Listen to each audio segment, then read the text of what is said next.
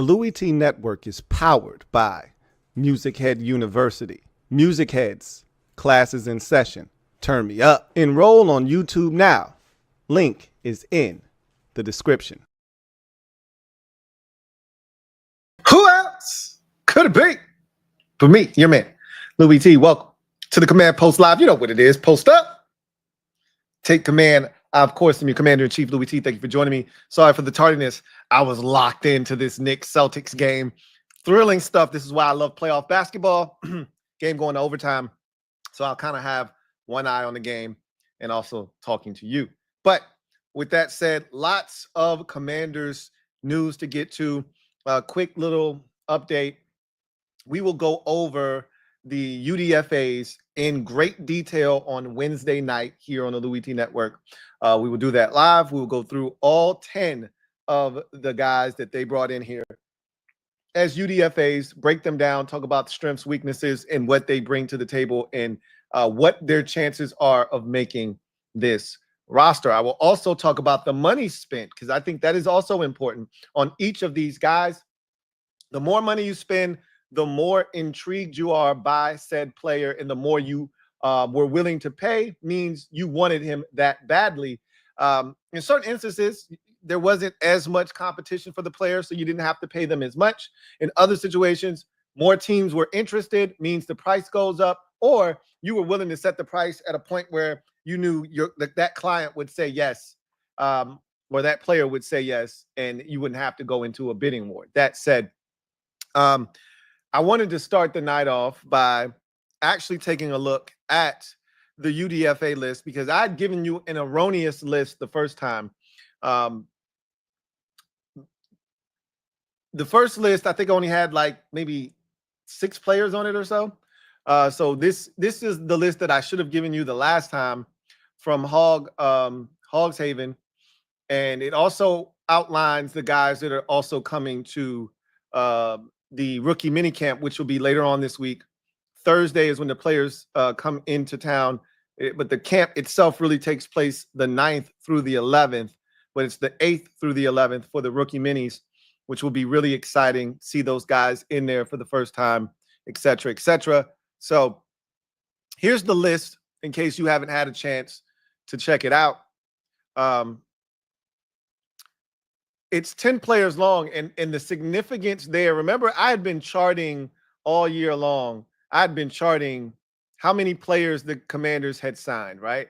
And what the number count was. Every time they would add a free agent, I would say, well, the number is up to 72, and the number is up to 73. And, we got to a point where we stopped counting, and we started really focusing in on the draft picks. We didn't know what that number would be. Would they multiply the number from 5 to, say, 7 by draft's end? Would it get to 8 maybe? Never felt like it was going to get higher than 7 to me, but it didn't even get, obviously, past 5. They stayed right at the 5 they had, stuck with all of their selections, made a pick there, and got out of the draft. That said, by the time the draft had met its conclusion, there had been 5 additions via the draft, which brought the total number of roster players on the roster to 80. So that meant there were 10 spaces available, roster spots available for the 90-man roster that they're going to take to camp. Hence the 10 UDFAs that they brought in.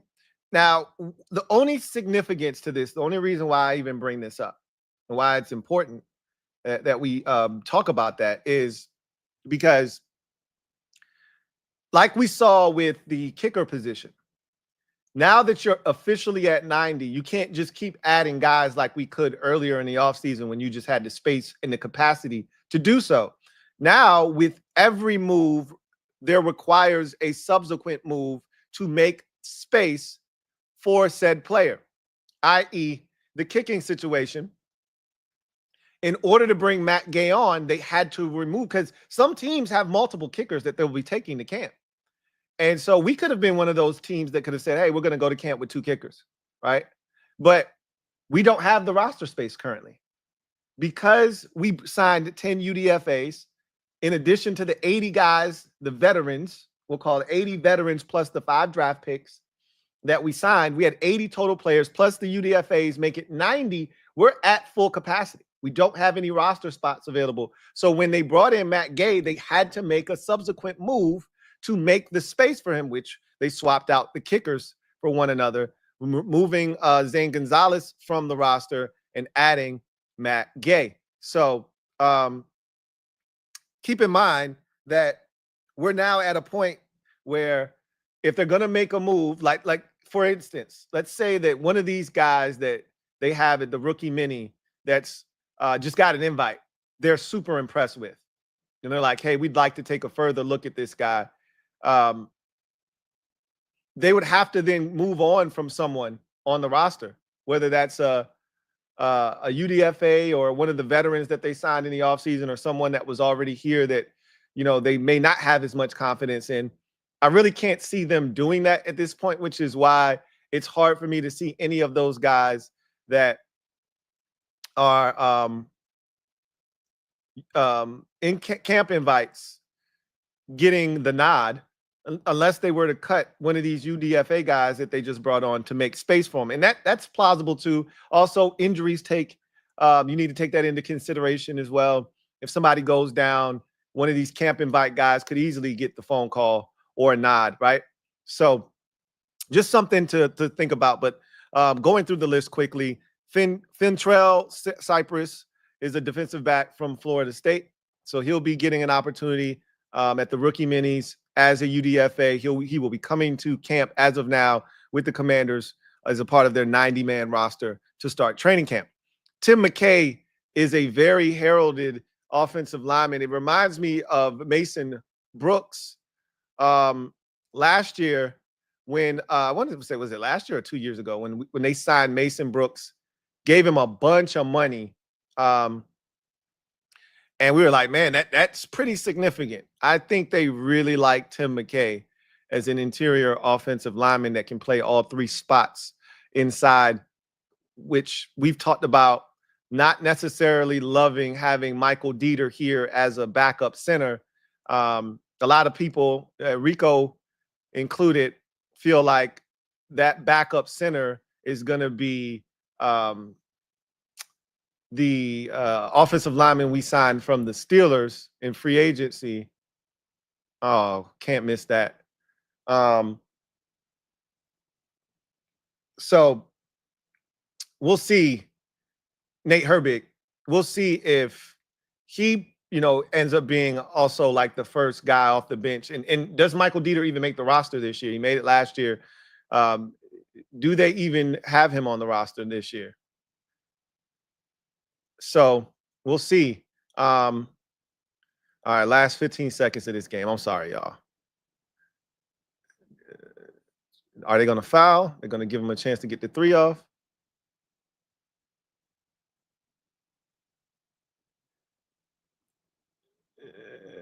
Yeah, that's a little too close for comfort.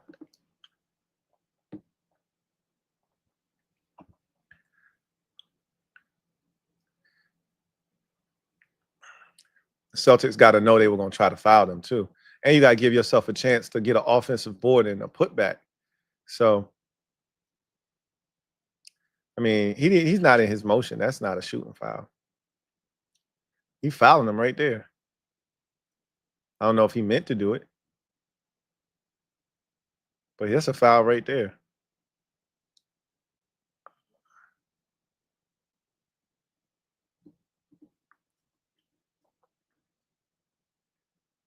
All right.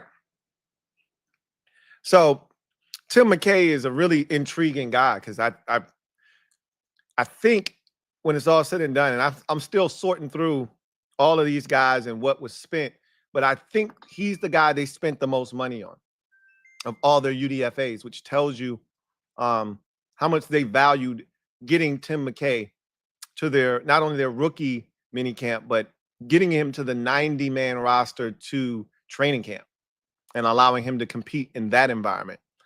Ricky Barber, defensive tackle out of UCF. This is their move. Last year, they had the defensive tackle from Virginia Tech, Norrell Pollard. So, they love to add a UDFA defensive tackle into the mix. Trey Rucker, safety out of Oklahoma State. Robert McDaniel, a safety out of Jackson State. We talked about him quite a bit throughout this process, being a guy that they really, truly like. And I didn't think they would draft him. But I knew that there was a chance that when this thing was all said and done, they would find a way to get him as a UDFA. And they sure did. And I've said this already. We've talked about this already. I think he's got a legitimate shot at making this roster. Now, again, we got to see him out there. We're just talking strictly off of measurables, explosiveness, traits. He looks the part of what they're looking to bring in here at the safety position. He looks like the perfect replacement for a Jeremy Chin, right? From a roster standpoint. So that's why I say that. Now, he might not fit the profile with his movement skills when he gets out on the football field. And he may not make the transition seamlessly when it comes to, the NFL game, right? So we'll see. But right now, it feels like he's a guy that could easily be on this roster. So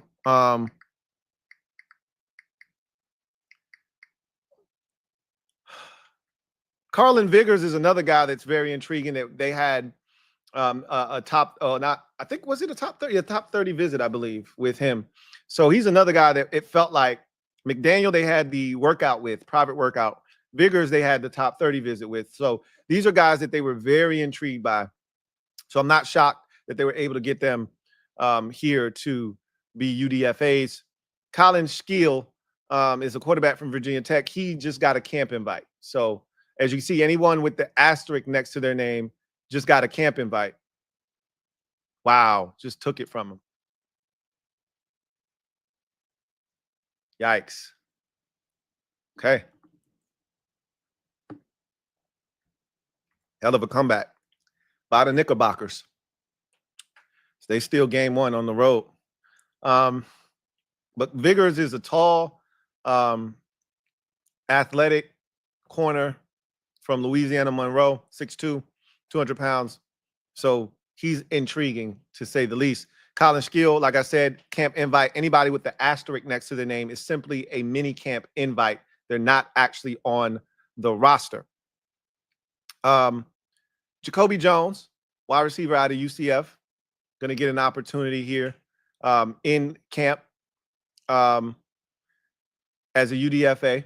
Going to have a chance to go to training camp, a part of the 90-man roster, and have him have a chance to compete and see what he can do. Gabe Taylor, safety out of Rice. We all know that story.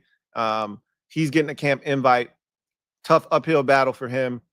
And it's going to be interesting, but I just can't see a way where he can maneuver his way onto this roster, but best of luck to him. Keegan Jones, running back out of UCLA, is also a mini camp invite. He's very, very interesting. Very, very interesting. Just someone to keep an eye on. Of all of the camp invites, he's the one that I look at and I say, if someone were to come here and earn their way onto the 90-man roster, taking someone else's spot, it'd be him. That's not already, potentially in the mix. Maurice Smith, offensive lineman, Florida State, also a camp invite. A.L. Cajo, linebacker out of UCLA, is going to come in here. And you can see a lot of UCLA players are being brought into the mix. Drafted one, have two here on through this UDFA mini camp process. So again, I've talked about that connection and that dynamic and why that's important. Ja'Cory Brooks, wide receiver of the Louisville, we've talked about him. He is a guy that I think has a legitimate shot to not only get to the summertime as a name to watch out for, I think he's a guy that legitimately can make this roster because of his skill set and what he brings to the table. Cam Arnold, linebacker out of Boston College, another guy that they brought in here. And these linebackers, I'm actually really interested to see what their roles were, because sometimes you see guys listed as linebackers, but really naturally they're edge rushers. So are these off the ball linebackers running around as weak side backers, strong side backers, etc.? Or are these guys that are technically linebackers, but they're rushing a quarterback, 60, 70, 80% of the time? We'll see. Joseph Carter out of Finlay is a camp invite. So again, another guy that they extended an invite to, wanted to check them out, see what they were about during this 3-day rookie mini camp. So in essence, you've got I think 15 guys here. 1, 2, 3, 4, 5, 6, 7, 8, 9, 10, 11, 12, 13, 14, 15 guys, 5 of which are just camp invites, getting an opportunity to compete. And the other 10 are UDFAs that were signed here that bring the roster count to 90. So again, any move that the team would want to make, i.e., for instance, if they wanted to bring in a Zadarius Smith, there would have to be some correlating move, some corresponding move that would create a roster spot for him to allow him to come onto the roster. Again, it's not hard to do, right? You would just remove one of these UDFAs more likely than not, and keep it pushing, right? But just so you know, we're officially at 90 now, and every move is going to require some corresponding move to create the space. So that is the UDFA list, right? Now, here's some fun information for us. We've got the new numbers in, right? So we've been hearing about some of these young quarterbacks or players coming into the league wanting retired numbers and not. We've seen that here, right? Dwayne Haskins, may he rest in peace, came here and he wanted 7, and instead of them telling him no, Daniel Snyder told him to ask Joe Theismann, put Theismann in a really tough spot, and Theismann, of course, said, yeah, no, go ahead, right? Which I hate that, right? If you worked hard to put yourself in a position where your number isn't to be worn again, then it shouldn't be worn again, and it shouldn't be in the hands of the player. You shouldn't put them in a position where they have to make a decision that may paint them as a bad guy to a newer generation. Just as the team say, it's retired, find a different number. Like, to me, that's bullshit. But numbers are being handed out, and now we get to see who's going to be what. And this is always fun for me. And, this is all subject to change, obviously. Last year, like Marcus Mariota started out as 0, ended up at 18. And then Mikey Sainristil, I think, was 2, along with De'Ami Brown. And then once Mariota moved from 0, Mikey went to 0. So all this is subject to change. But this kind of feels a lot more definite than last year, because a lot of the veterans that have signed here, most of them are going to make this roster. And unless they decide once the roster is finalized that they want to change their number, like for instance, I think KJ Osborne is like 13. Maybe somebody wants 13 and he's sitting on it right now and he gets cut. Then you can see somebody maybe jump on 13 once he's no longer here, right? But these numbers that you see in front of you feel legitimate, like they're not going to change. So you've got the free agents that we acquired in the offseason, all of their numbers. And then you got the 5 draft picks at the very bottom and the numbers that they will be rocking, at least in training camp through the preseason. Again, we get to the 53-man roster cut down. You see some guys get cut that have numbers that may be a little bit more appealing. You could see a move here or there, but these numbers feel like they're going to be what they are. So Nate Herbig, 53. I don't see that changing. Foster Sorrell, 79. I don't see that changing. Dietrich Wise Jr. has been 91, I believe, his entire career in New England. So I could be wrong about that, but I think he was 91 in New England. So that doesn't feel like that's changing. For some of you, that might rub you the wrong way. Oh, that's Kerrigan's number. I don't think any of us feel like that's a number you have to protect, but he is the franchise's career sack leader. So for whatever it's worth. But Dietrich Wise will be in 91. Jacob Martin has been 55 pretty much his entire career. So I think that's the number he's going to settle on. Javon Kinlaw, 52. seems a little funky. Not gonna lie. He's been a 90s guy his entire career, I believe. If I'm not mistaken, he's been in the 90s. He might have been in the 50s with the Jets. He might have been. I think he was 54 with the Jets, so I take that back. But he was in the 90s with the 49ers. 52 seems a little awkward, a little funky if you ask me, but to each its own. That's more of an offensive lineman number to me, or like a linebacker type number, 52. But Javon Kinlaw, 52 for now. Eddie Goldman, 97, makes a ton of sense. Will Harris rocking the 3 ski is it.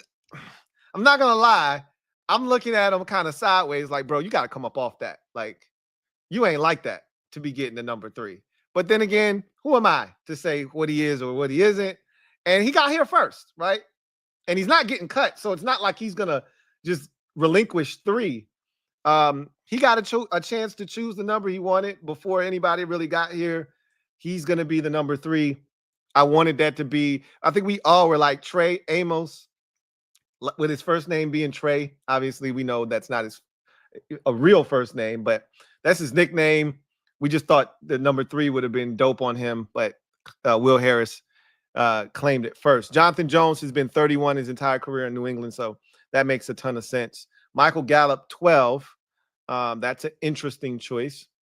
What was he? I think he was 13 in Dallas. Somebody's already got 13 here, so that could be a number that switches should KJ Osborne not make this roster.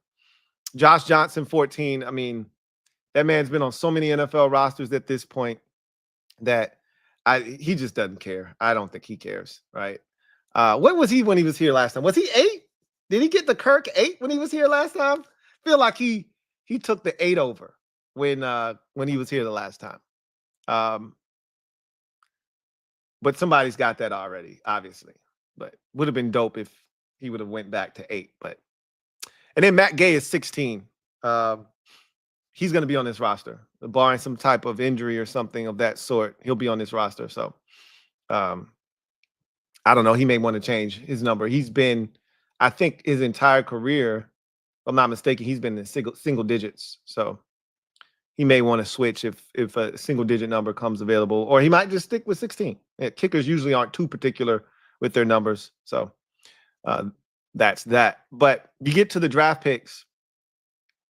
Connor Lee Jr. taking over the 72 from old Charles Leno Jr. was the last person of note to rock the 72. So we'll see if he can take that number and make it even more respectable. Look, we may not have loved Charles Leno, but he wasn't a bad player here. And he was very serviceable. And you could do it. I always used to tell you could do a hell of a lot worse than Charles Leno Jr., right? He wasn't great, but when we wanted to upgrade him, and rightfully so, but he wasn't terrible. So if Connolly can be better than Charles Leno, that's a good thing. And that means we probably got us a really good football player, because Leno was really solid for us. Trey Amos is taking over the 23, which was rocked by Marshawn Lattimore last year when he came over in the trade. Lattimore is going back to his collegiate number of 2. So Amos slid into the 23. I think it's going to look dope on him. I'm excited for him. 23 is my favorite number. So I think it's going to look dope on Trey Amos. Jalen Lane, 83 for him. I think that's a good number for him. I think that's a really good number. It fits him. I think Rio was saying something like 83 was nasty work or something like that. No, I think that's a good number. Like, if you're a small, fast receiver, 83 looks good on you. Like, if you're a shorter receiver, 83 looks good. I think that's going to be a good number. And that was his number in college anyway. So it makes a ton of sense. But I think that number is going to fit him well. Ever since the NFL has allowed receivers to wear single-digit numbers, everybody wants single-digit numbers. Everybody wants to look, cool with a 1 or, a 2 or something like that. But 83, it fits. It still plays. K. Madrano, 56. That one, I'm like, 56. When's the last time we had a good 56? Is it LeVar? Is that the last time we had a respectable 56 here in the nation's capital? It's got to be LeVar, right? Yeah. And again, Madrano has that. He has that safety frame, so 56 might look a little weird on him. I'm not gonna lie to you, but we'll see how that one works out. I'm not the biggest fan of that one right now, but again, we'll see. And then Ja'Cory Krosky Merritt rocking the 32. I think Patterson was the last one to rock 32 here that actually got some run. So we've seen a back like that's nasty for him. Like if you're like I just said with Jalen Lane and 83, if you're a shorter wide receiver, 83 works. Like if you're a tall receiver, 83 stinks. It's nasty, right? 32 is dope if you're like Jared Patterson size, because that's that Maurice Jones-Drew shit. So I can rock with it because I can envision someone of that stature rocking a 32. I'm not okay with a almost 6 foot back rocking 32. That's nasty. We got to get him into something clean, man. There's got to be something we can get him into that's cleaner than 32. I don't know what's going on with 22. Defoe's no longer here. I don't know if I don't see anybody on this list that has claimed 22, but it could be gone. But I mean, gotta get this man in a much better number than that. I'm gonna put an asterisk next to that 32 for now because we're gonna say it's 32 for now. I'm not allowing 32 to be this man's opening day number. That's not okay. It's not okay.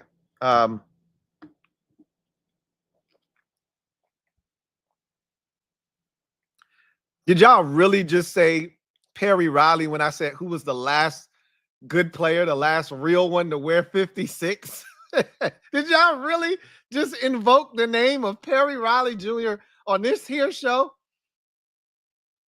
You guys should be banned from commenting. You should be put in like a hockey timeout, right? Penalty box for y'all for Perry Riley Jr.'s name being brought up on this show. Shame on y'all.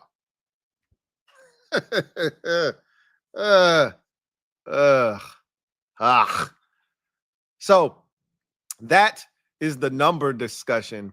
We'll probably come back to that sometime in the summer because then we'll be able to see some duplicates. We'll see some guys rocking some numbers. We'll be like, hey, I don't know if you're going to be here, bro. That number may come available, but this is what we got right now. This is what it's looking like for now. So roster at 90. It's complete with the 10 UDFAs. Obviously, the first look at those guys will be at the rookie minis. We'll start to hear the coaches, talk about those guys, what they saw, who was impressive, this, that, and the third. We'll hear that from some of the beat reporters that will be on hand for that as well. So looking forward to those reports and seeing a little bit of footage from the rookie minis at the end of this week. But obviously the big news broke last night, and this is the second week in a row on a Sunday night. If you were chilling at your house, minding your business, you got some massive DC news that, kind of came back circling around this team. Last week, it was the team going back to DC, and then a week later, and it's not a coincidence that you get that news and the excitement surrounding it. And then the following week, you get the NFL draft coming to DC in 2027, which is a massive deal. And, I felt like the draft was trying to be in places where they could control the weather and the climate, right? And they've experimented over the last couple of years, and they really haven't had too many issues. I think they were in Nashville, in Tennessee one year. Obviously, they were in Detroit.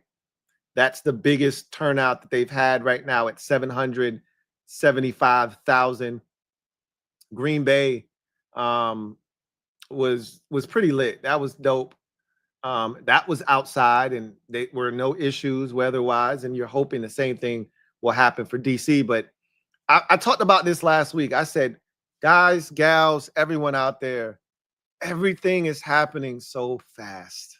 Like, again, we deserve this, and we deserve all of this to be happening at the rate of speed that it's happening. But it's so crazy to just think where we were, again, this time 2 years ago, right? I mean, how far we've come in just that short period of time.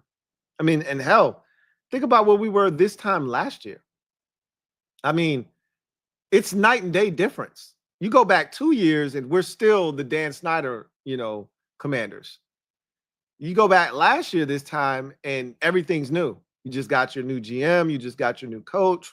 You're filling out the staff. You just had your first draft. You just got Jaden Daniels, but you still stink. You're still recognized as one of the worst teams in football. You're still a downtrodden franchise. You still haven't garnered the respect of anyone, but at least you feel like it's moving in a different direction. Fast forward a year, you just came from the NFC Championship game. You're in the power rankings, the sixth best team heading into the 2025 season. You've got one of the best quarterbacks in the league, one of the young, bright stars of the league. He's everywhere. You're going to see that magnified next week when that damn schedule release comes out. And you see how many times they're parading us up in front of the national public. You're going to see, it's really going to hit you. We've been talking about this, but some of you are still kind of in, I don't know, shock, disbelief, or you know it, but you haven't seen it. Next week is going to be when you really fully feel it, because when that schedule comes out and you see how many times they put us in prime time and they put us in all of these spots that you really as a fan don't want to be in. You don't want us playing on Thanksgiving. Maybe you do. I don't. You don't want to be on Black Friday. I'm not saying that we will be, but there's a chance we could be. You don't want to be on Christmas Day. They're probably going to have us on Christmas Day or one of those damn holidays. And what we saw last year is if they're going to do that thing, and Christmas, if I'm not mistaken, is on a Thursday. So they're going to do it up big this year. You're looking at a triple header for Thursday, Christmas this year, because it's on a Thursday. What we saw last year is that the teams that played on Christmas also played the previous Saturday before. Remember, those teams were complaining about 3 games in like a 14-day span, right?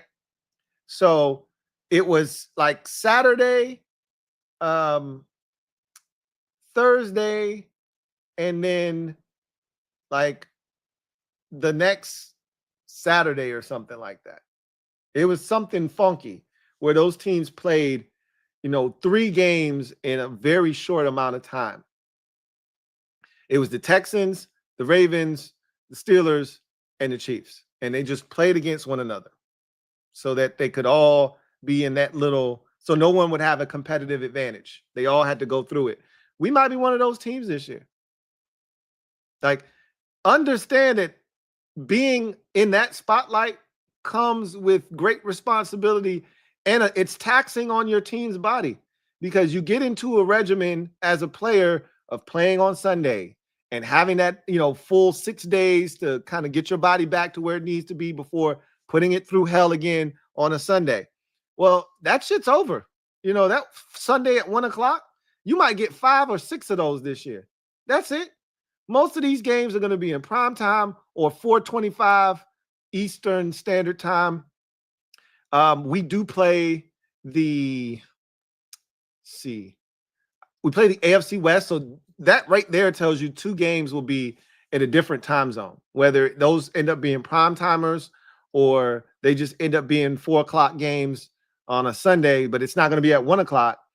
And you know how this goes, man.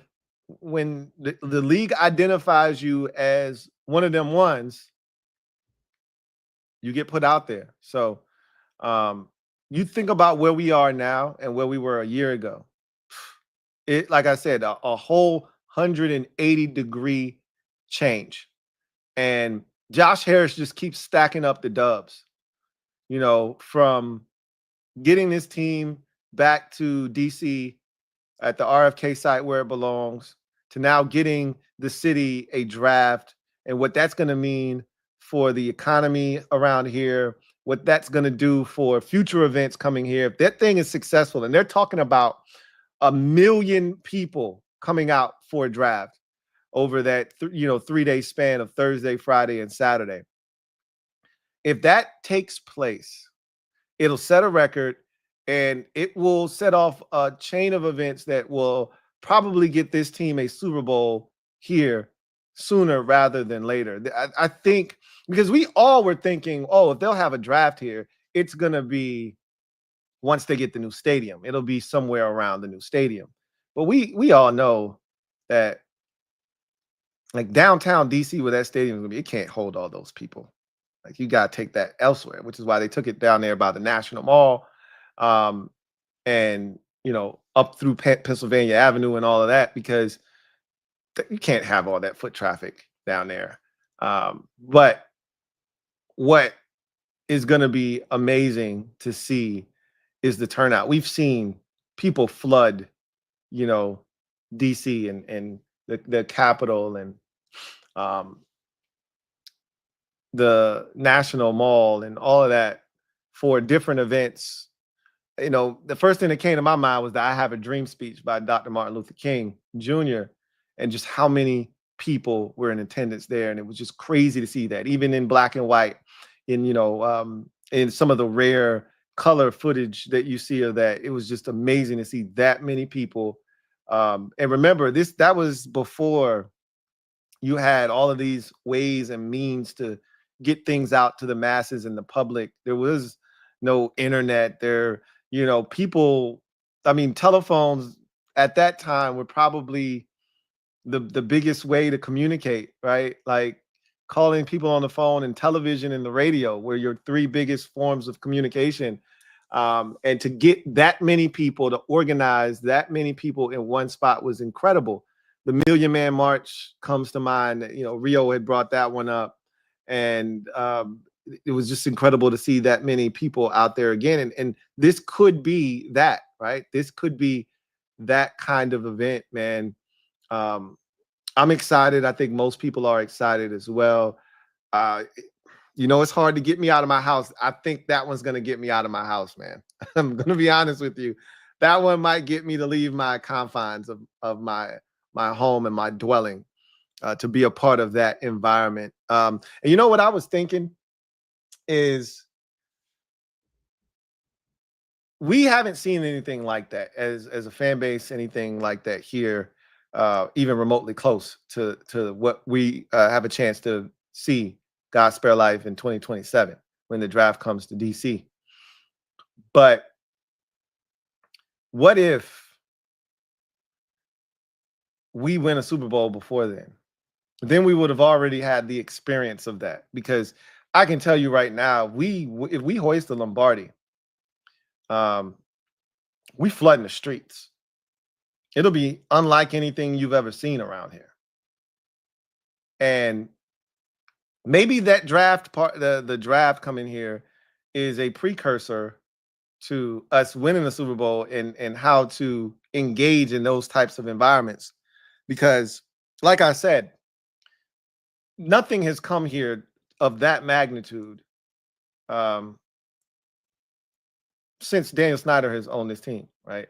The last time you had anything football related happen around here that was that big, it was when this team won the Super Bowl back in 1991. So it's a little bit different now, and it'll be a lot of fun to be out in that environment with that many people. And it'd be even better. I just think about when Green Bay was on the clock and they made the pick, and just how dope that was. I'm just thinking about that and how dope it'll be, when the pick is announced for the Commanders, we go nuts and serenade that person with all of that love. And I would expect, like, if they're going to be the host site, you got to bring the big guns out. Like, I wouldn't be shocked if Jaden Daniels isn't here for that. You know what I mean? Like, that's a big effing deal to be the host site of the NFL draft, and how many people that's going to bring out. You might get some big guns to come out for that one, right? I wouldn't be shocked if if it's not Jaden, it's a Terry or someone of that ilk that's here, that's a part of the draft party, et cetera, or at least they're calling out a pick or something. Day 2, Jaden Daniels comes out and does the pick. That would be lit, right? Instead of having one of the legends of the game, which would be cool, but yeah, I just think about all the endless possibilities of what that could mean and what it could be. But I look at it as get ready, because you see what this is. And I keep, telling you guys, like, it's different now. I told y'all last year, the mantra was, it feels different because it is different. And if you can't feel that, if you can't sense that already, just by what is taking place this offseason, hell, in what is just taking place in the last 2 weeks, if you don't understand that this shit is massive, and it all starts with the quarterback. None of this is happening without Jaden Daniels. Hope you're aware of this. Man, I love Adam Peters, and I love Dan Quinn, and I love the staff that they've assembled. And thank God for Josh Harris and all of his business partners, Mitchell Rails, Ian, and all those guys, Magic Johnson, everyone that put in the money to help buy this team and get it away from the treacherous ownership group, Daniel Snyder and his family. Thank God for all of them.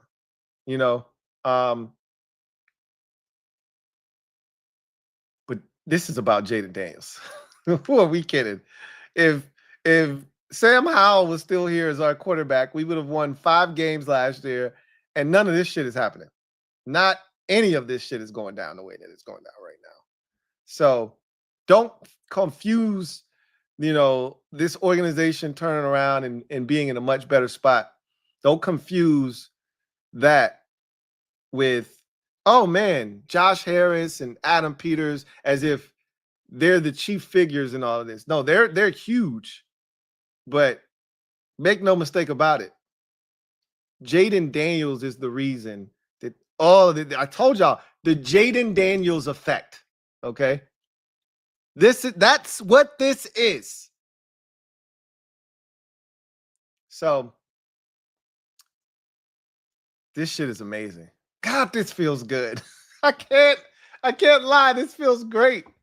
To be in this space, to be talking about having a draft come here in 2 years, to talk about getting the stadium back where it rightfully belongs at the RFK site in, 5 years from now, 2030.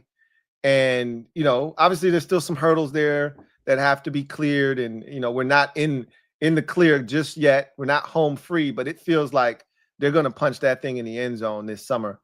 And they're going to break ground on that thing early this, I want to say late this year, early next year. I forgot what the calendar says, what the timeline was. But they're going to break ground on that site, and they're going to get the building, and that thing's going to be epic in 2030 when it finally opens. And, to think about where we've come from as a fan base, as an organization, and where we are now, this shit is fan-effing-tastic. It feels good. And we're just getting started. That's the thing that I think most fans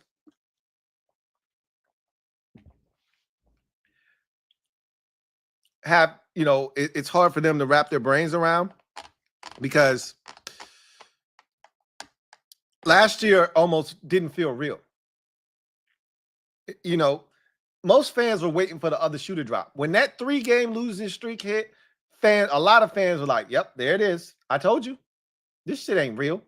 We still the same damn organization, same team.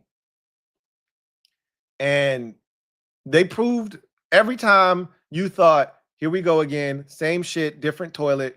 They proved you wrong every time last year. And this year, the challenges, as you continue to have success, the challenges get bigger and bigger and bigger. And we're going to see if this team is up to the challenge. But you got to feel great as a fan right now. You got to feel great at what you're seeing, what you're experiencing. And last year wasn't a fluke. We had some luck. But again, luck is a cross-section between preparation and opportunity.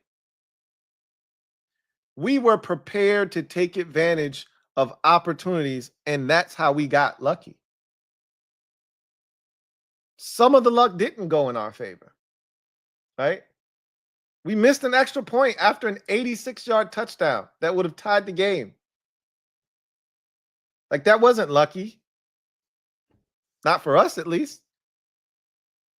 We kick a ball off to the Cowboys after scoring a touchdown. It bounces twice. It gets picked up. It looks like a great kick by us. One spin move and out the gate for 98. That wasn't lucky. We had a terrible spot against the Steelers. We got hosed in that game. That wasn't lucky. It all balanced itself out at the end of the day, right? You can't expect to live the way we lived last year consistently. But when you got a quarterback like Jaden Daniels, you're going to win more close games than you lose, if that makes sense. Don't believe me? Go see the Chiefs. How many close games did they win last year? And how many close games? They call it Mahomes magic for a reason, right? How many close games do they win? Sometimes people say it's the benefit of the whistle, the officials are getting involved, yada, yada, yada. That's cool. But how many times is it Patrick Mahomes just ripping somebody's chest, heart out their chest? Or Joe Burrow doing the same thing? When you got a good quarterback, when you got one of them ones, Josh Allen does it too. You got one of them ones, you give yourself a chance to win a lot of football games. We just getting started. And not every season is going to be great. I'm hoping that the days of us taking steps back, you know, to go forward are over with. And now it's just up, up, up, up, and up. And it's stuck. That's what we want. We want consistency. So this year is a huge, massive step in that direction. We'll see how it goes. But this has been just one whirlwind of an offseason. And really the last two have been a whirlwind. But this one, from the incredible finish to the season, disappointing and obviously, but just the incredible playoff run and all of that, to a quick turnaround to getting into the offseason. Got to get free agency, got to get the draft, right? Get all those things knocked out. And before you could even digest the draft, we're going back to DC. Right? Before we even had a chance to really digest, hey, man, we going back to DC. We getting a draft in 2027. That's right around the corner. That's 2 drafts from now, right? They got one next year, and then boom, we're in DC for the draft in 2027. It ain't like the stadium where, hey, that's still 5 years away.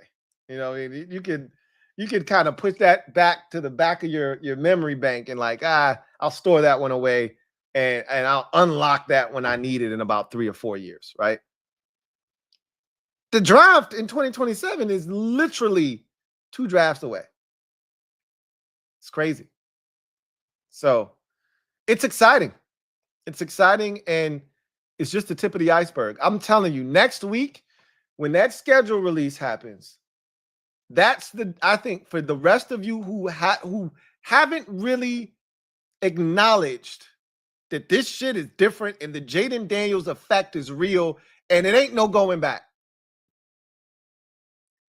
Next week will be the real eye-opening event that changes the way you view how the league views us. Because maybe us being ranked 6th in the power rankings, like, that wasn't news to me. That didn't move the needle for me. Why? Because the Vegas odds came out right after the Super Bowl. Literally, soon as the Super Bowl was done, that next morning, the way too early Vegas odds for the 2025 season hit, and we were 6th or 7th. And why wouldn't we be? We were one of the final 4 teams in the NFL. at season's end. And oh, by the way, we have Jaden Daniels, one of the best quarterbacks in the league and the best quarterback in the NFC as a whole. Why wouldn't we be top 7 in the league? But this is when you find out that the league agrees and that we're big. Like if the Madden commercial didn't do it, and I don't know if you guys see this Madden cover that's circulating. I don't think it's real. The one with Jaden on the cover like this, and you got Lamar Jackson kind of in the background. I don't think that's a real cover, by the way. I just think somebody, AI generated that, put it together. But would it shock you if Jaden Daniels was on the cover of Madden? I know you guys don't want it because of the jinx, but would it shock you if he was on the cover? Not me, not after everything that we've seen in terms of what he's involved with and how, like, you've seen the commercial for Madden. You've seen it. You saw the trailer. We got our fingerprints all over that thing. It's just different, man. At one point, we were the plague. They didn't want us anywhere near a commercial. They didn't mention us. They didn't show our logo. We ceased to exist other than when we played football games. But outside of that, there was no promotion for this organization. Now, you can't watch a commercial without us. Yeah, it's just different now. And I'm so glad to be a part of it.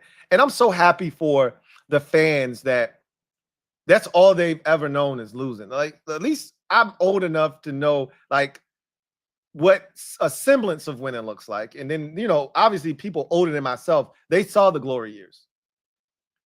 But I'm sick and tired of talking about the past.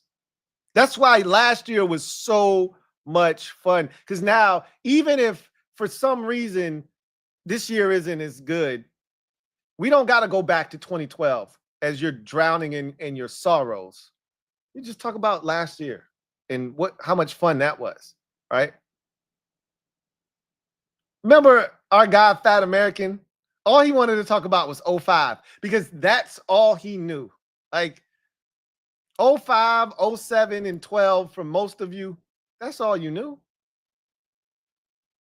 15 was a joke with Kirk, and you like that. 20 was awful. It wasn't real. We won the division with a sub 500 record. That's trash. None of those seasons amounted to anything. You didn't win a playoff game in 20. You didn't win a playoff game in 15. You didn't win a playoff game in 2012. You didn't win anything. At least in 05, you won a playoff game. You didn't win a playoff game in 07.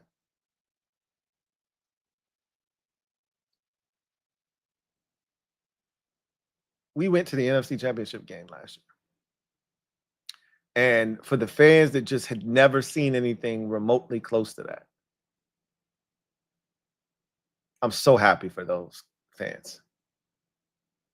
And all of this shit that's happening in this just whirlwind fashion, like everything is happening. And I keep saying it. And I know I sound like a broken record, but I'm at a loss. I'm in disbelief at how fast. I keep telling you, like, you're gonna see my face if something, and then something happens, and I'm just like stunned on a Sunday night, no less. Most of this stuff, they don't mean for it to come out on Sunday, right? They didn't mean for the stadium conversation to come out. But we live in an information, age where people are always trying to be the first to have the scoop. So you can't, unless you keep it tied up in a room of 5 people and you swear them to secrecy, it's going to get out. Someone's going to say something to somebody.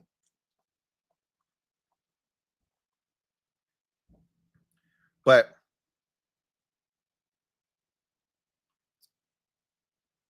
this is going to be fun. This is going to be, and it starts next week. Starts next week with the schedule release. That's when the excitement will really start to generate, because then you'll see it.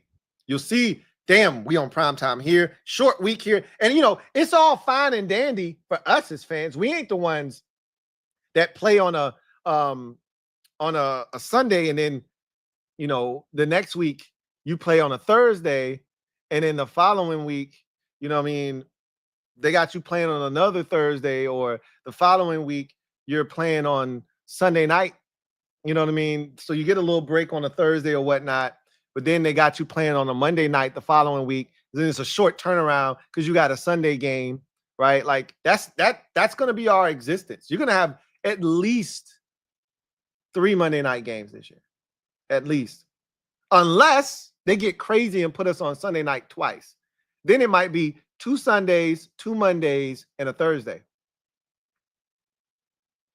Because you're getting 5 primetime games, and then you're getting that one game that doesn't quite fit the primetime like slot, but it's primetime. There's nobody else on but you, right? Whether that's Thanksgiving and that serves as your one Thursday game, or it's Christmas, that's a Thursday this year, so that's a Thursday game, or it's Black Friday, again, a non-traditional spot. We're getting one of those. Like, I would really appreciate it this year if they left us out of the TBD Saturday late in the season, last week of, you know, December, early January, week 17 slot where, hey, don't know when you're playing, your TBD. That's reserved for garbage teams. That's how I see that. We were always in that spot when we were asked. When we played the Titans that one year with Josh Johnson and beat them, or Jacksonville, and then lost to the Titans the following week on a Saturday, we were in that slot. When we were awful and we played the Eagles, and the Eagles beat us, but it was a close game. That was on a Saturday, late in the season. We were awful.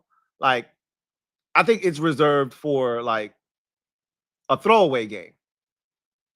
We shouldn't be involved in that anymore. But we'll see.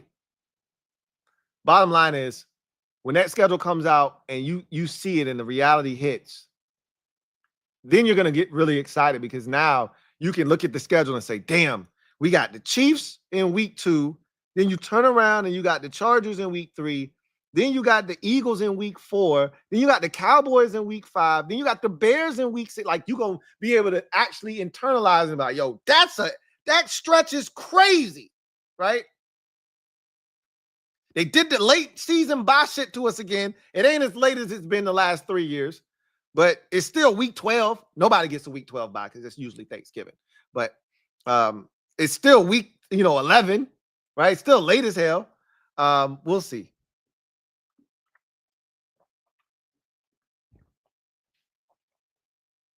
But I digress. Let's get to the comment section. I'm excited. Long story short, I'm excited.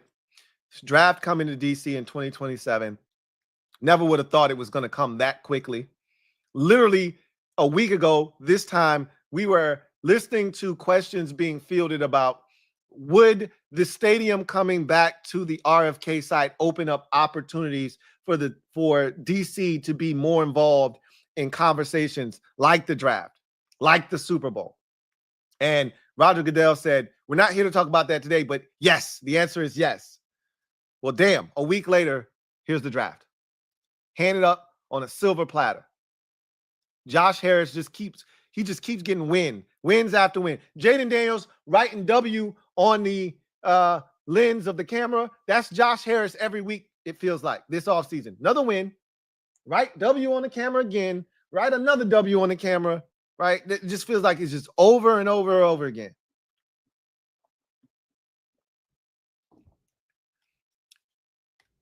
Sean the Hawk, thank you for the super chat. Greatly appreciate you. Ha! Ha! Ha! My guy, thank you for being a member of the MOBB, who writes, you better have merch available by 2027 so I can show support for the brand draft night. Yeah, I'm working on that, man. I'm working on that as we speak. To get my merch life together, man. I ain't gonna lie.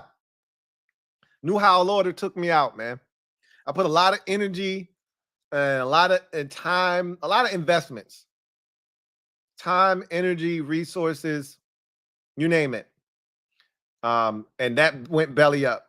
And you can't quit after you have a failure. So I'm not quitting, but it took me out.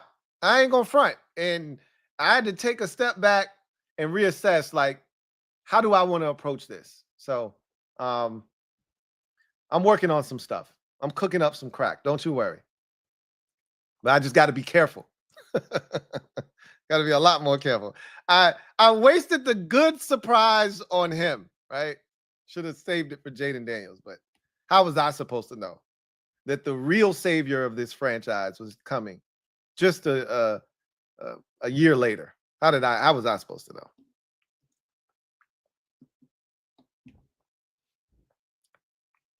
John Week, thank you for the super chat. Greatly appreciate you. Who writes, why the hell Cat pushed that man, Lou? I don't know. That was stupid. Now, the good thing was they had a foul to give. So it didn't hurt them. But it was too close for comfort. Why? Like, I know, like, the thought process there is you want to foul with the least amount of time so that they don't really have an opportunity to get into a set or get into anything. And he did. He accomplished that. It was 3 seconds when he fouled him.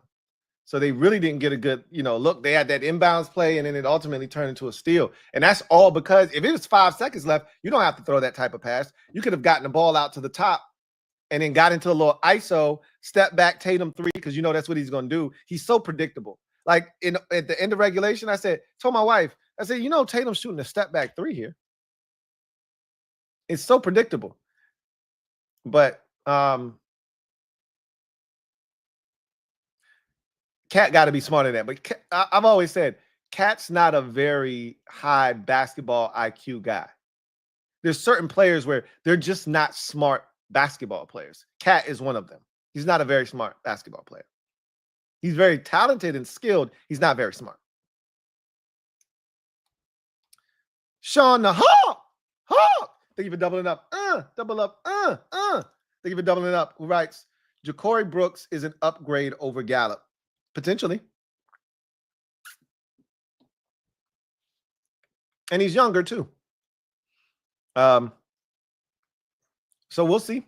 But remember, and you cannot forget this, because Ja'Cory Brooks is a shiny new item. Michael Gallup has done it in this league at a high level. Over 1,100 yards in one season. You can't dismiss that. Now, granted, that was back in like 2019 or something like that. 2019, I think he was a rookie in 18. So it's right around 19 or 20. He did that. Excuse me. So that's a while ago, granted. And that was also pre-knee injury. Still, he's done it in this league. And he's still relatively young. Still young enough that he could do it again if fully healthy. And which him sitting out of football last year, I have no reason to believe he's not fully healthy and all the way back from that injury now. So don't want to dismiss him. But, Ja'Cory Brooks is very intriguing. I will say that. Christopher McLaughlin, my guy, C-Mac, thank you for the super chat. Greatly appreciate you. Thank you for being a member of the MOBB. My guy, Chris, writes, hey, Lou. What's up, Chris? Hope all is well with you and the family. Likewise, as always, Chris. 2 questions. 1, what 3 decisions have surprised you the most about what Peters has done as GM and why? 2, what can the team do preseason to pass the Bills, Ravens, or Lions to rank top 5 and why? So I'll answer the second one because I think that's an easy one to answer. I don't really think anything can take place for us to surpass those teams. Like I've said this to you. I think I said this to you last show. The offseason is done now. Okay. The draft was the last big piece of the offseason, the last domino to fall. Yeah, there may be 1 or 2 signings here or there. Nothing's going to move the needle enough to have you surpass a team that's ahead of you. Like a trade would have to take place. Like if we traded for Trey Hendrickson, yeah, maybe that would push us over the top, right? But there's really nothing you can do at this point that's going to move the needle enough to surpass 2 other teams that were, one other team that was in the AFC Championship in the Bills, and 2 other teams that were in the NFC and AFC divisional round, respectively, who were two of the best teams in their respective conferences. Those teams are ranked where they are because of what they've done. They've earned the right to be where they are, and you're not going to just pass them this offseason, with this, with the draft and free agency and everything already in the rear view. You've done all the things that you could do to put yourself in a position to be where you are, right? There's nothing else that you can do. So, nothing. Only thing that could happen is if those teams had something happen catastrophically to the most important player on those rosters. You know what I'm talking about. You know what position I'm talking about. I'm not putting that out in the atmosphere. And then what 3 decisions have surprised you the most about Peters? What Peters has done as GM and why? Let's see.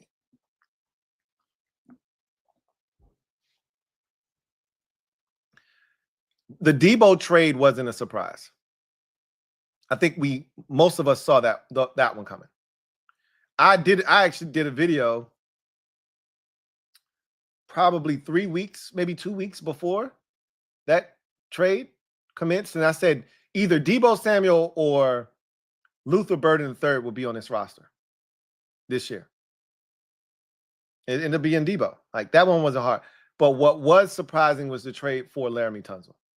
So I think that's at the top of the list right now. I don't think any of us saw that coming.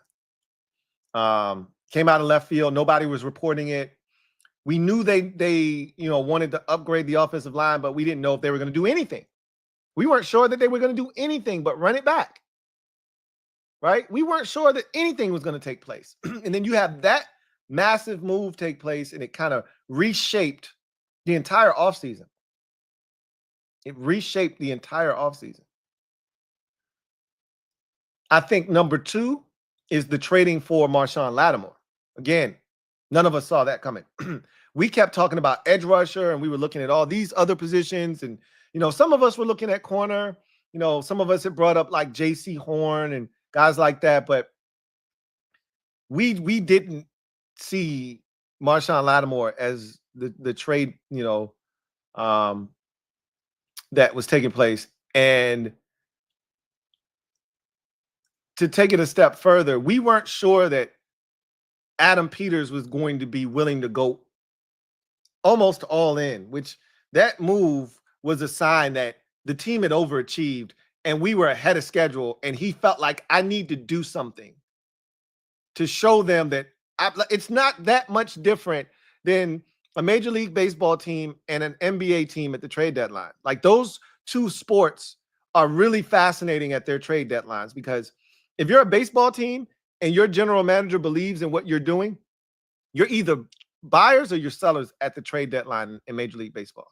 And if you're a buyer, that means your general manager is telling your team, I think you can win a World Series this year.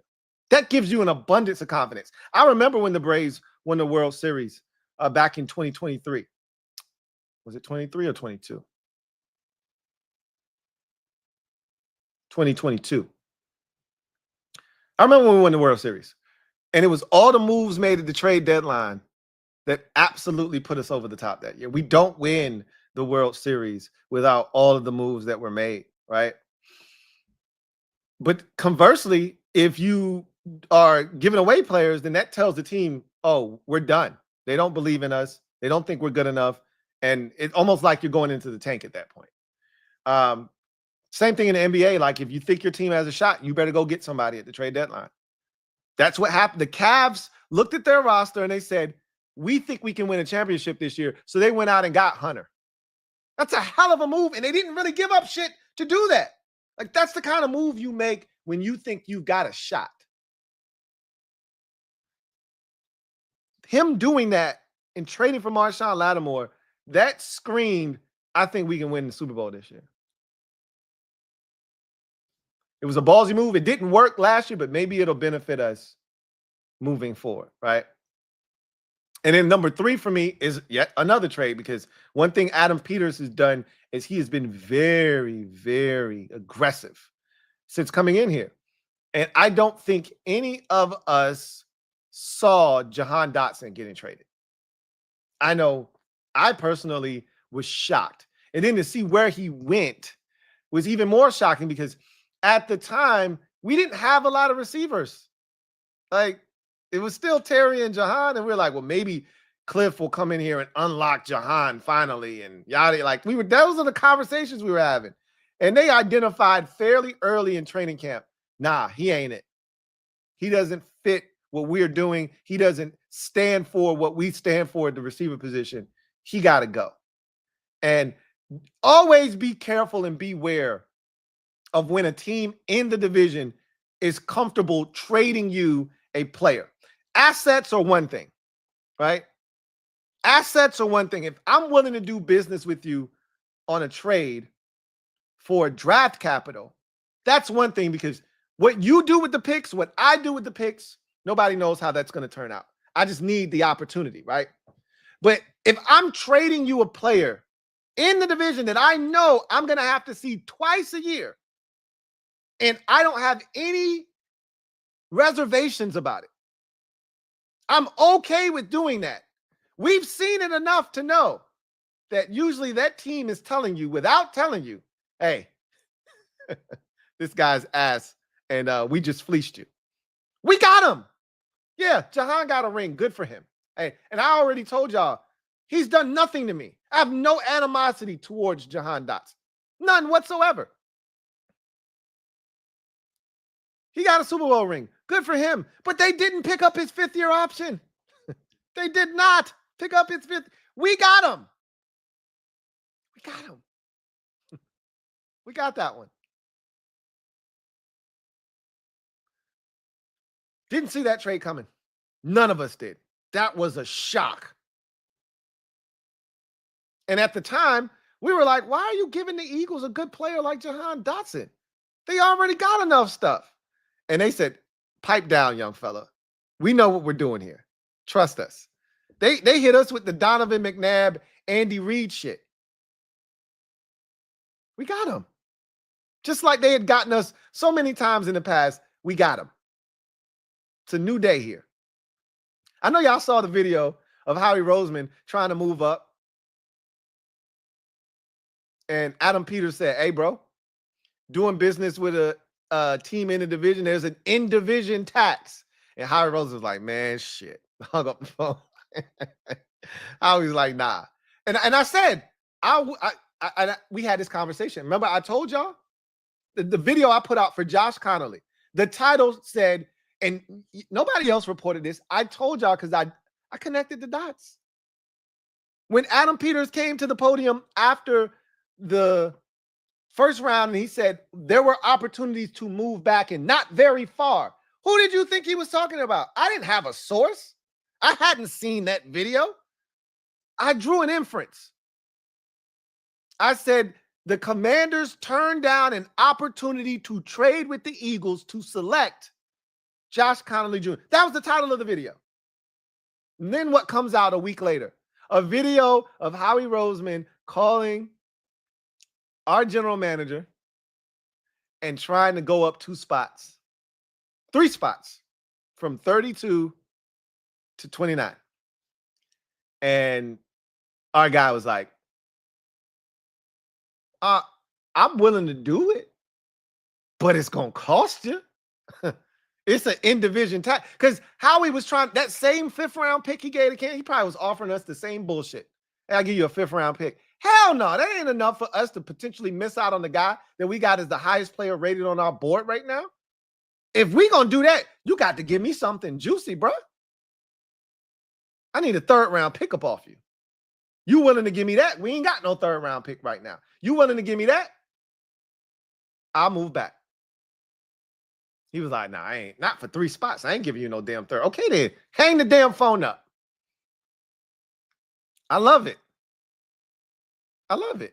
I'm not going to help you get better. And it don't help me none. What the hell am I going to do with a 5th round pick? I mean, that's cool. But I ain't thirsting for no damn 5th round pick, bro. I might lose out. And trust me, the Chiefs were going to take Josh Connolly Jr. We would have lost out on him had we moved back to 32. Trust and believe he would have been gone. I don't know how they felt about Josh Simmons. Clearly, They didn't feel better about him than they did Josh Connolly. So those are the three moves that were the most shocking to me. Those are the three that surprised me. The jury's still out on one of those, two of those moves, obviously, Tunzel and Marshawn Lattimore. But the Dotson trade feels like a win for us. Feels like a win for us. Christopher McLaughlin, thank you for the super chat. Greatly appreciate you. Double up. Thank you for doubling up. My guy, C-Mac, thank you for the super chat. Writes, hey, Lou, what's up, Chris? 3 questions. Let's do it. 1 and 2. What are the 3 things you are looking for at both rookie minicamp and regular minicamp next month, and why? And 3, who are you predicting is our week 1 opponent? Is it the Eagles on Thursday Night Football? No, I don't think it will be.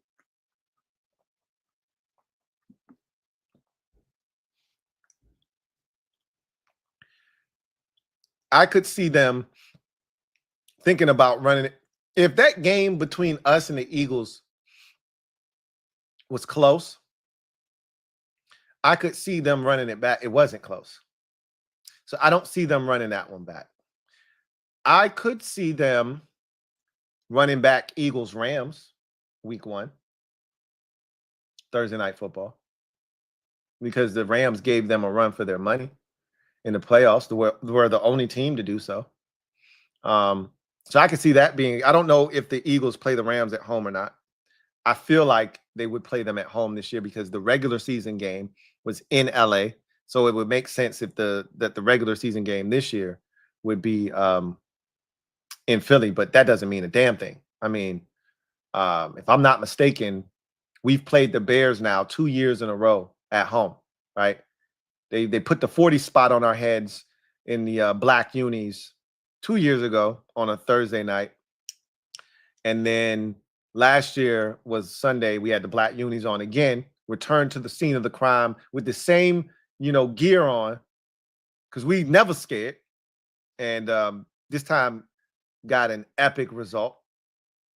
But just because you play a team at their place doesn't mean you're going to play them, you're going to play them at home the next time. So I don't know where that game is. But for us, you asked about us. Week 1 opponent.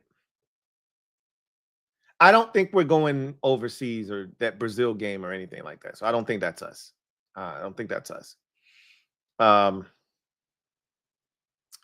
But I've already told you guys, I do think we're going to be on Sunday Night Football, week 1. If not Sunday night, Monday night. I'm already predicting that we're playing on primetime week 1. I would prefer it to be Sunday night. I hate waiting until Monday in week 1. The last time we had to do that was 2016. Coincidentally enough, the last time that we did something of note, like winning the division. That's the last time we won. The last time we really won the division. That 2020 shit's trash. But it's still a division win. But we won the division in 2015, and then we played the Steelers on Monday night in 2016 to kick off the season. And we all know about that game, the old AB twerk fest. I hate waiting until Monday for our first game. So I really don't want any parts of that. But at this point, beggars can't be choosers. I could see Bears as a week 1 opponent.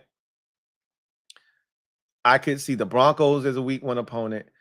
Whoever we're playing, it's going to be 2 either young quarterbacks going at it, or it's going to be 2 juggernaut quarterbacks.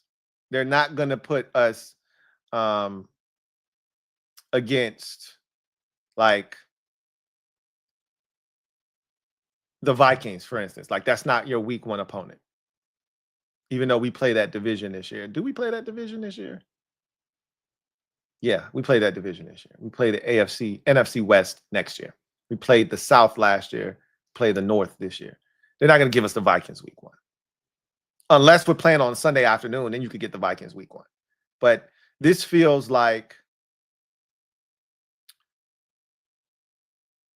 Broncos against Bo Nix. Bears against Caleb Williams. Week 1, Sunday Night Football, right out of the gates. This feels like Justin Herbert and the Chargers, Week 1. It could even be Patrick Mahomes and the Chiefs, Week 1. I could see us going to Arrowhead.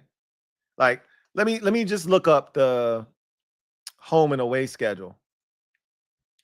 So we're at Arrowhead. I could see us going to Arrowhead Sunday Night Football, Week 1. Couldn't you see that shit happening? Patrick Mahomes versus Jaden Daniels. That's the marquee matchup of Week 1, Sunday Night Football. Can't you see that? I damn sure can. Did we play at home last year, Week 1? No, we were at Tampa. And we might be due for another road game. We played at home for like 8 years straight. It felt like we had no road games in Week 1 forever, it felt like. I mean, let's think about the last time. I think we've done this before, but I forget. So 2024, let's just go back last year. Last year, we were on the road, Tampa Bay, Week 1. 2023, Arizona, Week 1, Sam Howell start. He got lit up on the first possession. Thought he was going to get knocked out of the game. Barely won that game. 2022 was Carson Wentz, Jacksonville Jaguars game. Come from behind victory. Started out like gangbusters. So 2021 was Ryan Fitzpatrick home against the Chargers. He gets injured, 2 possessions into the game. 2020, Ron Rivera's first game. Come from behind victory over the Eagles. That's at home. Home in a COVID NFL in 2020. 2019. That was Jay Gruden's last year here, and it started out 0-5 on the road against the Eagles. That's the last time. Before last year, 2019 was the last time. So we had, 4 straight years? 23, 22, 21, 20. 4 straight years of at home. So I could easily see us on the road again. Just because we were on the road last year doesn't mean we'll be at home this year. So I'm going to tell you right now, I think we're going to be on the road in Week 1 because the road opponents look juicy more so than the home ones do for Week 1. You got us at Lambeau against Jordan Love as an opportunity. You've got Kansas City on the road against Mahomes. You've got us on the road at LA versus the Chargers as a possibility. And you have a rematch of a game that was really good last season. Hell, it was on Sunday night, so I could see them running it back. Atlanta Falcons and Michael Penix Jr. this time on the road. So all of those feel like real options in Week 1.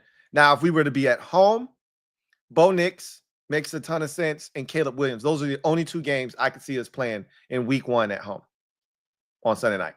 So I'll tell you, it's one of 5 matchups. 6. Bears and Broncos if we're at home.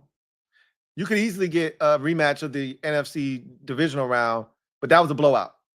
Even though it was a fun game, it ended up being a blowout. So I don't know if they're going to run that back Week 1. So I'm going to go with Bears and Broncos because of the quarterback dynamics there. If we're on the road, you can get Green Bay, Kansas City, the Chargers, or the Falcons. So one of 6 teams. So you also asked me, what am I looking for? What are 3 things I'm looking for at the rookie minis and the regular mini camp? So I don't think there's going to be too much that I'm looking forward to at the regular mini camp. Because honestly, you just want to hear who looks good, I guess. So I take that back. Like last year, the buzz was all about Jordan McGee coming out of, the rookie minis and all that. They were really impressed with Jordan McGee. And also Jaden Daniels. They were like, man, this kid is awesome. Remember, the rookie minis, they was like the ball didn't hit the ground. So you already knew like this is trending in the right direction. So you want to hear stuff like that out of the rookie minis. You want to hear what guys are really standing out, what guys are really impressing the coaching staff. And then, you know, for some of these UDFAs, like who's making an impact? Like who is out here really making a name for themselves? I remember like 3 years ago, Defo was the name that they kept saying consistently throughout the off-season work, was the guy that was kind of like showing up and showing out. And then remember, I think it was the 2022 season, as a matter of fact. And remember, he came out like gangbusters in that year. That Jacksonville game, he was everywhere to kick it off. Had the game-clinching interception. Had a big pass breakup in the end zone. Had a hit on Travis Etienne that forced a fumble that pushed the ball back like 9 yards, and then the kicker missed a chip shot field goal because of those 9 yards that were lost on that play. Like he was everywhere in that game, and he was everywhere that season. And it started in the offseason, and we heard his name a ton. So I'm looking for that kind of stuff. Like who's the guy that everyone's like, yo, he's taking a leap. Like this guy is really standing out. He looked like he's put on some weight. He looks faster. He looks to be in great shape. He was out here flying around. Like that's what you want to hear. With the rookie minis, it's more so like who looks the part, who's establishing themselves. And then of the UDFAs, like, hey, this guy looks legit. Like last year, they were like, man, Pollard Noel looks tiny, right? Like, okay, yeah, he's not gonna be ready to contribute. He's too small, right? That was the like what you heard coming out of that. But you also heard, like, again, Jordan McGee looks the part, and they're really, you know, high on his athleticism. And Jaden Daniels, man, is he good? Man, is he accurate? That ball's coming out of his hands and it's not hitting the ground. Like you want to hear those things about some of these guys. So that's kind of what I'm looking for. You know, one of the things that happened last year was Rosemy Jack Saint had the catch, one-handed catch, and I was like, I don't give a shit. He's still out, because I was talking all kinds of shit about his game. Like he's slow. He's you know, he's not gonna make this team. He's ass. I went on this rant, and then he makes the one-handed catch, and everybody, oh, Louie, you see that? Your boy might make the team, and I'm like, he ain't making shit.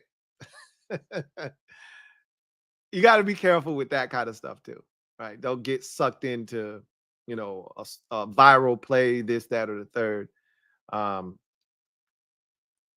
Just what are you consistently hearing? That's the stuff that I look for. John Week, thank you for the super chat. Greatly appreciate you. Double up. Thank you for doubling up. Who writes, Lou, can we give props to Louis Riddick? Had JD5 as his #1 from the jump and literally said Jaden will turn that fan base and city upside down. And he did. I like Louis Riddick a lot. And Louis he be flaming people on damn social media because he don't take no shit. And I love what Louis Riddick stands for.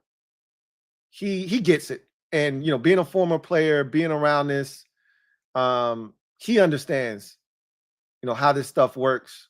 He calls games for ESPN, so he sees these players up close and personal. And, you know, he's got access to people that he can talk to, and he understands the work ethic of these players. My ear is always open for guys that are immersed in it. And he's one of those dudes that's immersed in it. So when he speaks, I listen. I don't always agree, but I know when he says something, it's not just coming out of left field, right? He's seen this guy. He understands how it's supposed to look. And he kind of said a lot of the same things about Shedeur. Like, not like how he, you know, big he was on Jaden. He said a lot about, you know, how Shedeur can play. Teams are making a mistake if they don't take him. We'll see if that turns out to be right. And he was pretty high on Cam Ward as well. So, but he did have Jaden as his #1. And he wasn't alone. There were others that had Jaden as their #1 quarterback. But, you know, the consensus was pretty much that Caleb Williams was the #1 quarterback last year. There weren't a bunch of people that had Jaden as their #1. but he definitely was one of them for sure. Sean the Hawk, thank you for the super chat. Greatly appreciate you. My guy. Ha! Ha! Right. Joe Gibbs should announce the pick. That would be dope. That would be dope for sure. Didn't even think about him as somebody that should come out, but that would be dope. I would like that a lot. I absolutely would love that. I think that's a great idea.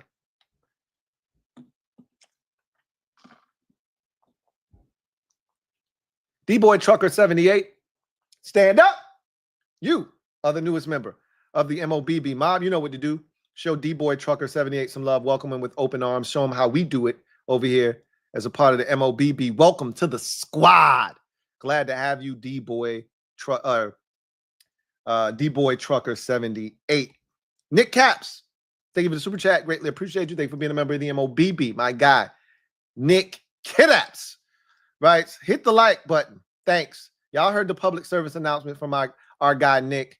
If you haven't already done so, hit the like button. Over 440 of you out there. Only 152 likes. Again, you guys have essentially hit my quota of 3-to-1 viewer to like ratio. But if you haven't already hit it, it doesn't cost you a thing. Helps this channel grow exponentially. So please hit the like button.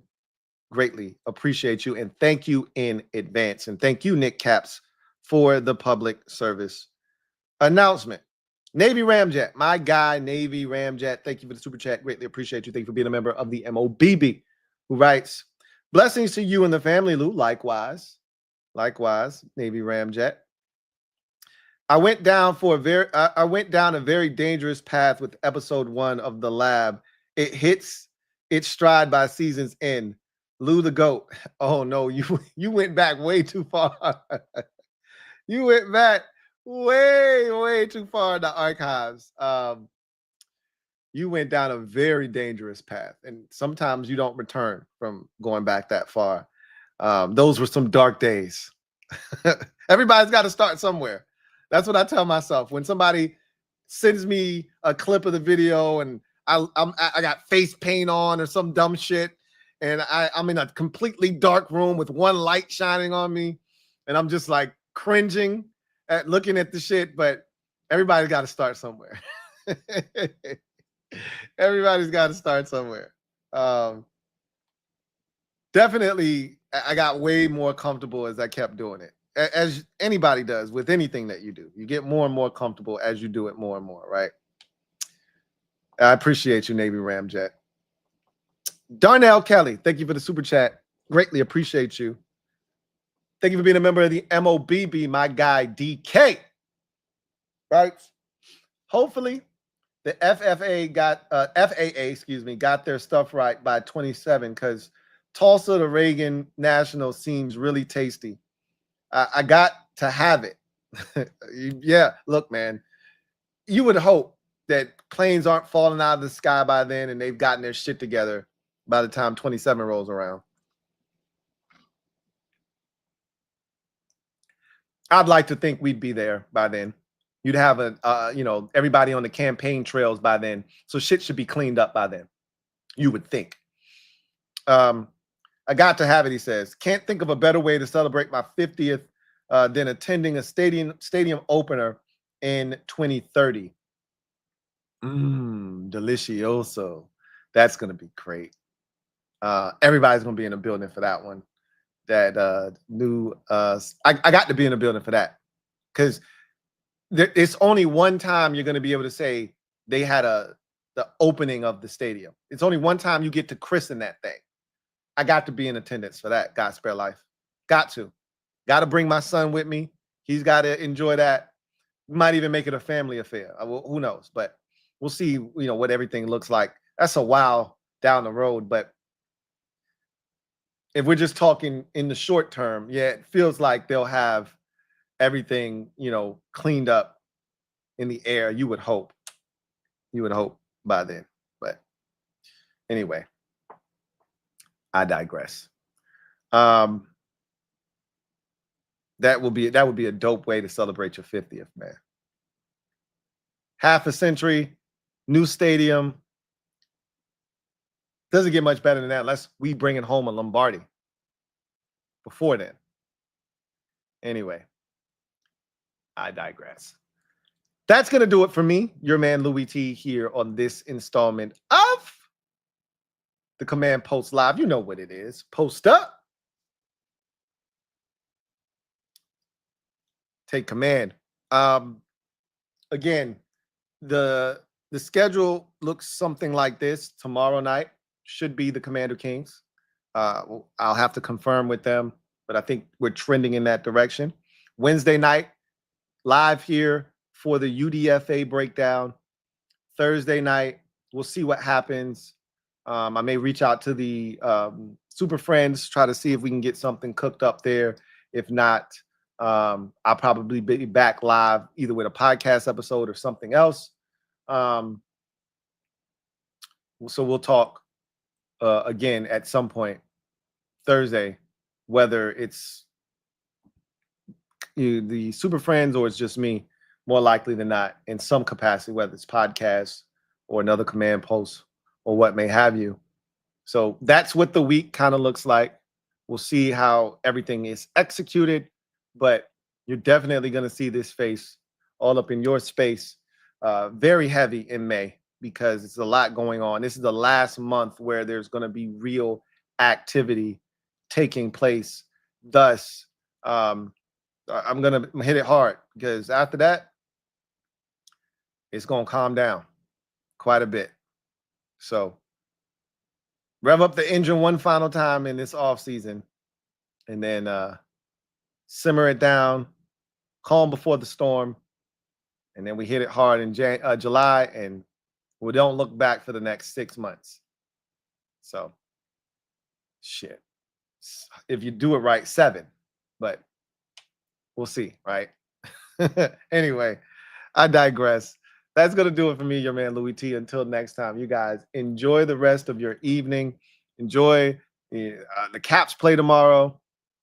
I know some of you will be locked in against the Hurricanes tomorrow night. That's game 1 of that series. So a lot of you will either be in attendance there. You'll be watching that on television. So have fun, have at it, enjoy. NBA playoffs, are in full swing. So are the NHL hockey playoffs. Yeah, Major League Baseball. So many things on television right now. So have at it, enjoy, and we will reconvene tomorrow. Tomorrow, I'll see you tomorrow. It's only one sleep away. I'll see y'all then. Take care. God bless. Good night.